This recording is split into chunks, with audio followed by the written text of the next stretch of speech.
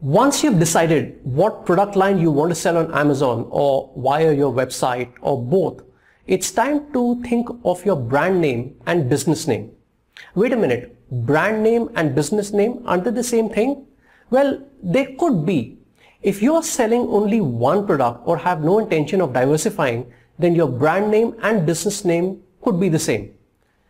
And you have to ensure here that the name is unique, memorable, and most importantly, something that your customer can associate with what you're selling. For example, if you're selling neckties and have no plans to diversify, then a name like Guys Ties, for example, may work well as a brand name and business name.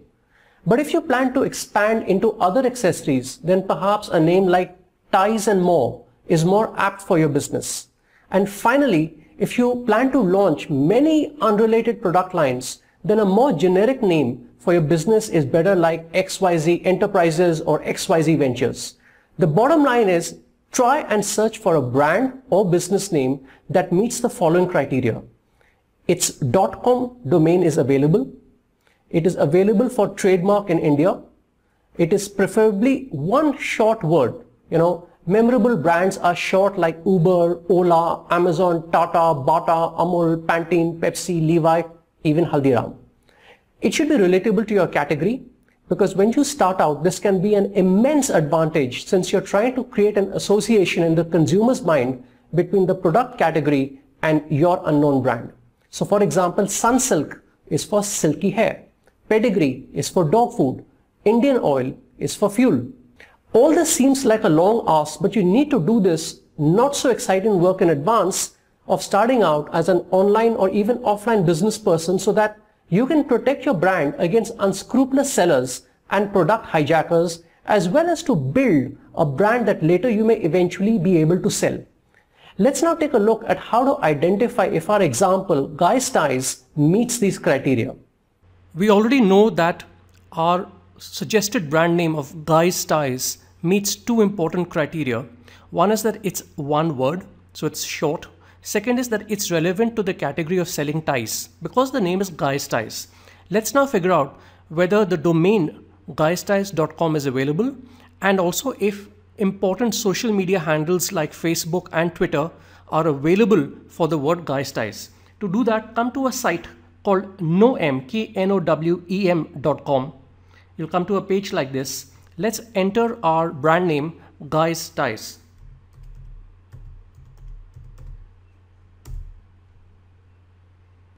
Now, once the results are pulled out, you can immediately see that Guys Ties is available on Facebook, it's available on Twitter, and many of the other lesser known or not as important social media handles. This is good news. It's a great first step. Let's now look at whether guysties.com is available. Yes, guysties.com is available, and that's fantastic news.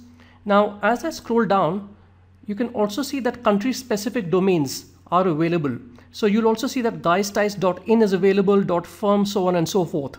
My suggestion is, as far as possible, retain a brandname.com domain name. It's much more authoritative, and more importantly, most consumers are used to typing in your brandname.com rather than brandname.in.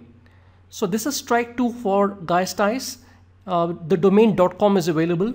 Now the third and final step is to figure out whether we can trademark it or not. To do that, head over to a site called ipindiaonline.gov.in, and I'll link to it in the resources below. You'll come to a page like this. Let's enter our brand name, Guys Ties. Now we need to enter in which class of products we want to trademark Guys Ties. And to figure out what is the class number, click class details. You'll come to a page like this, scroll down, and our class, since we are in the business of ties, is under clothing, so it's class 25. Let's enter class 25 and pull up the results to see if anybody else has trademarked Guys Ties. And the immediate answer is no, there are no matching trademarks. That's excellent news. So it's possible for you to go ahead and trademark or apply for trademarking Guys Ties. Once you have locked onto a brand name for your business or your business name, It's time to design an attractive logo unit for it. A logo says that you're professional and you have a serious business. Now, there are quite a few do-it-yourself online services, but irrespective of how good they are, I'd not recommend that route. Because chances are that you and I are not graphic designers or illustrators or creative professionals with experience in logo designing. You need a real pro for this because you're going to be stuck with your logo unit for the first few years at least. Now, before you rush out to hire someone to design your logo, write down exactly what you want your brand and your logo unit to convey. Should it be serious? Should it be warm? Should it be cool and trendy? And a document on this aspect will go a long way in ensuring that your designer gets off to a flying start and is able to give you a lot of options in the shortest time. Because if you're not clear in your mind what you want, then you will get into issues, arguments, delays, and you'll get very frustrated by all the options that the designer will send. Decide on the color scheme you want. Ensure that it goes with the same color, the theme, fonts of your labels, website, packaging, card inserts, office stationery, and any other printed material.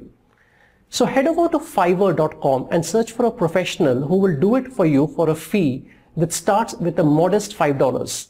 It's a great site with a lot of freelancers and some of their work is world class. Another place is Upwork, which is also a place for freelancers to do your logo designing work.